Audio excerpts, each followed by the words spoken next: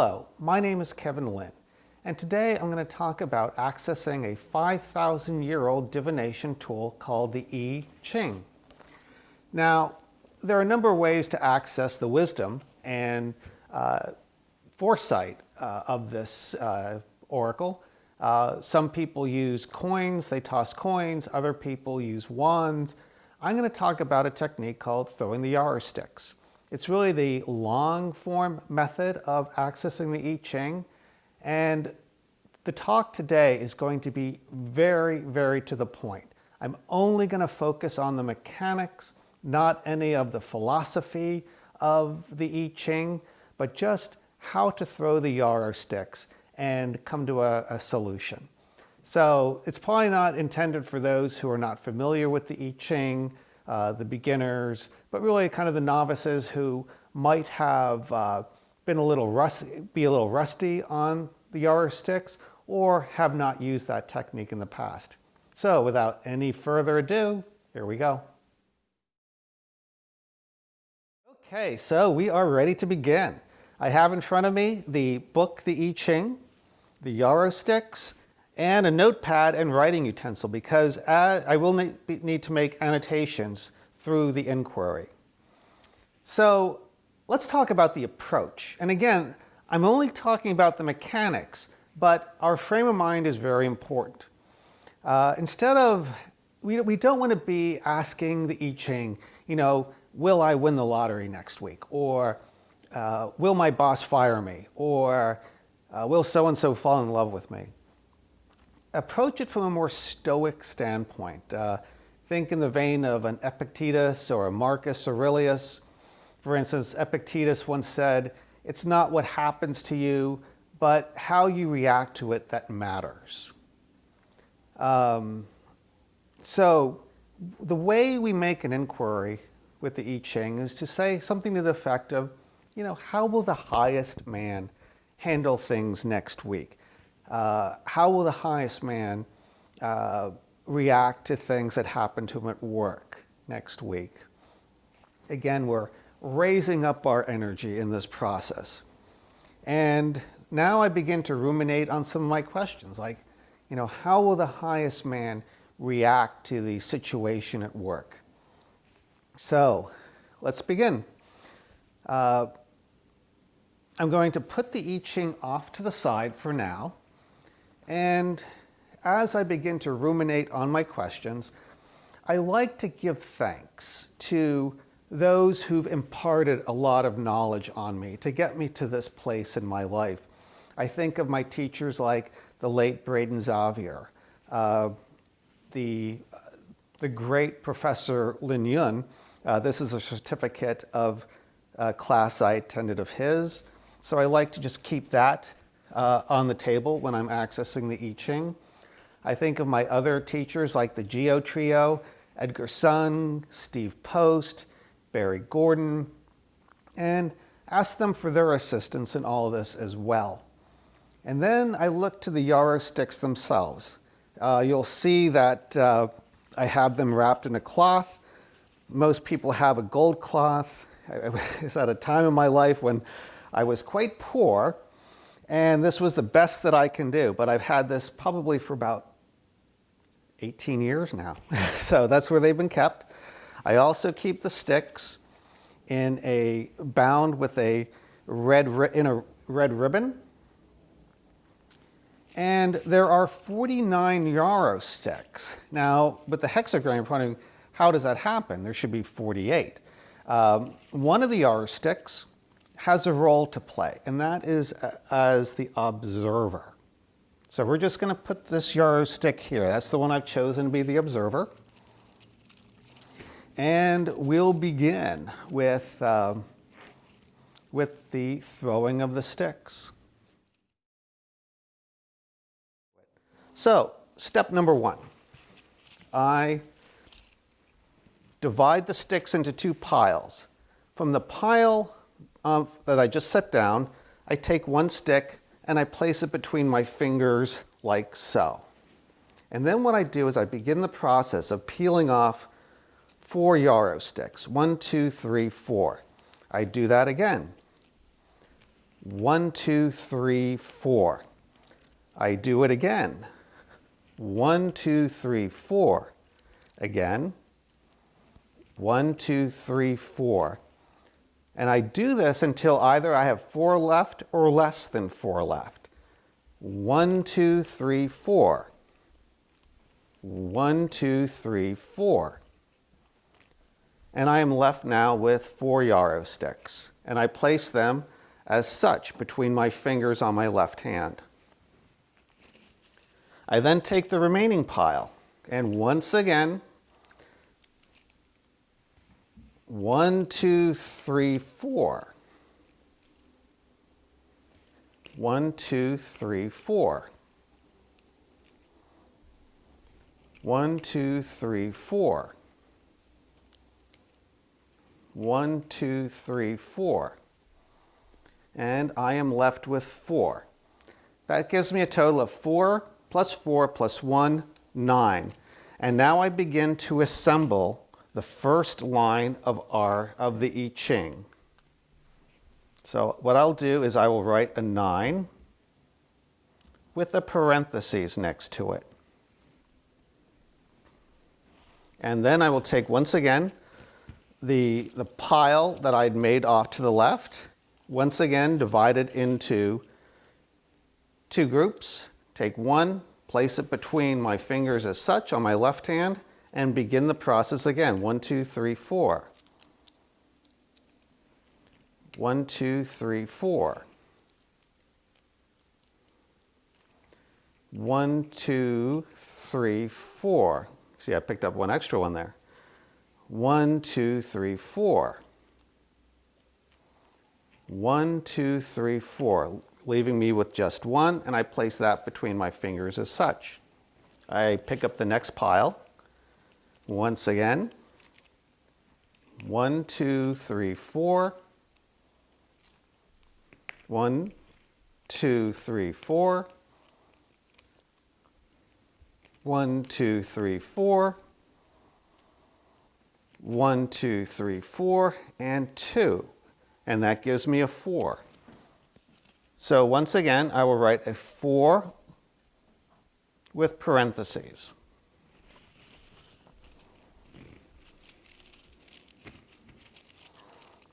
I will take the remaining, what's left, once again divide it into 2 piles, take 1 yarrow stalk from the pile I dropped with my right hand, place it between my fingers, and begin again. 1, 2, 3, 4. 1, 2, 3, 4. 1, 2, 3, 4. 1, 2, 3, 4. 1, 2, 3.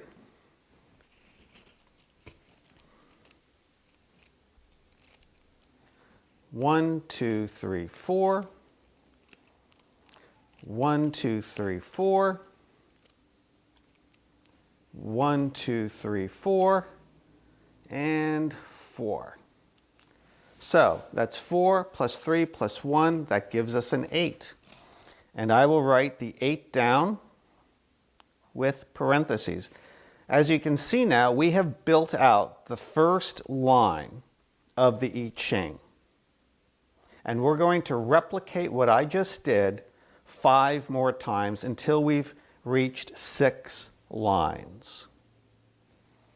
So you can see why this really is the longhand method.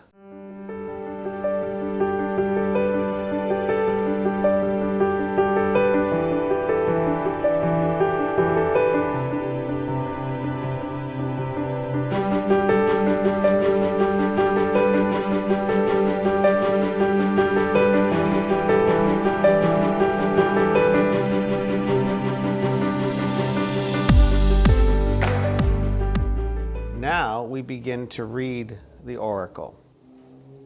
So there will either be, each of these numbers on each of these lines will either be a 3 or a 2.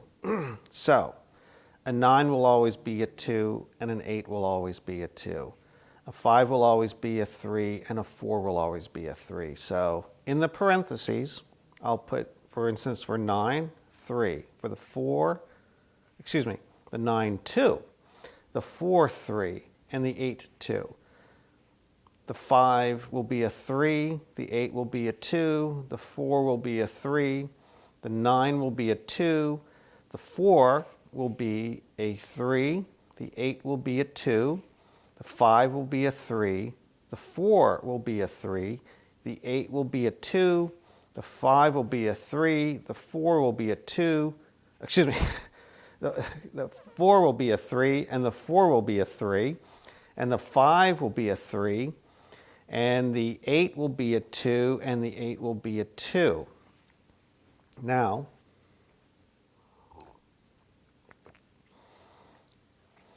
this gives us, we'll add these numbers up. So 2, 3, 2 gives us 7. 3, 2, 3 gives us 8. 2, 3, 2 gives us 7. 3, 3, 2 gives us 8. 3, 3, 3 gives us a 9. 3, 2, and 2 gives us a 7. This is important. For instance, the 7 will be a solid line. The 8 will be a dashed line. The 7, once again, will be a straight line, solid line. The 8 will be a dashed line. The 9 will be a solid line, but I'm putting a dot right there because the 9 is a changing line. And the 7, of course, as we saw before, will be a solid line.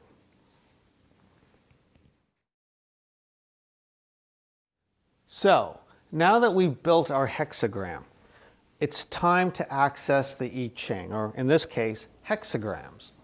So, going back to the I-Ching, we're about to receive our guidance. What I like about Wing's book, again, there is a really nice matrix in the back. So, looking at our first hexagram, on the bottom 3 lines, we had a solid line, a dashed line, and a solid line. So we're going to look for that here. So that would be, in this case, Li. And then on top, we had a dashed line, a solid line, and another solid line. In that case, it's Sun. So that number is 37. So I'm going to write that down above the hexagram that I drew through. Now, because there was a changing line, you might recall that 5th line was a 9, and that's a changing line. We're going to find that particular hexagram. So again, on the bottom 3 lines, we're back at Li. But with the changing line, it's the upper triagram of the hexagram. The upper heaven is a dashed line, and a solid line. And that brings us to Ken. So the hexagram that we will access is 22. Now, with that information, we'll go into Wing's book and first go to 37. Now, 37 is family.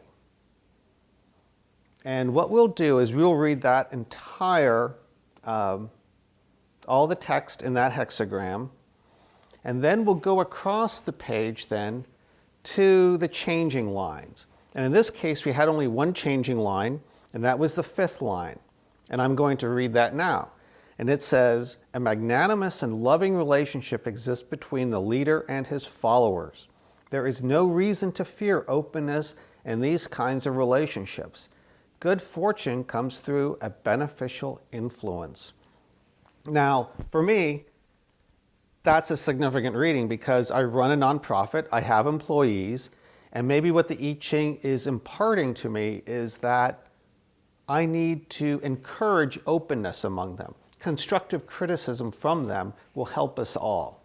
Perhaps that's the case. And now, because we had the changing line and another hexagram, which was 22, we're going to go to 22. And we're just going to read 22. No other changing line. So we'll it's 22 happens to be grace, and we will read that. And that, at this point, we are almost finished. Now we simply have to close up. At this point, I like to thank those, again, the people that have given me the instruction to be able to do things like the I-Ching and other kinds of ceremonies. I make sure to thank the Yarrow stick that was the witness to this.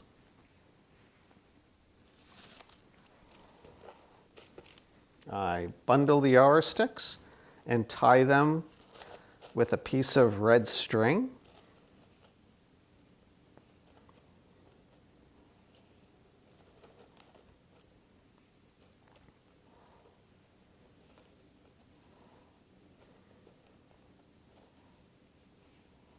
And then I return them to the cloth that I keep them in.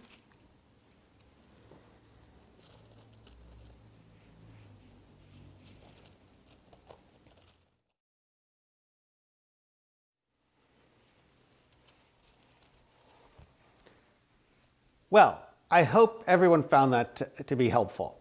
I've been using the I-Ching for many years, and it is my go-to divination tool, and particularly in times like this when there is great uncertainty in the nation and among families and individuals.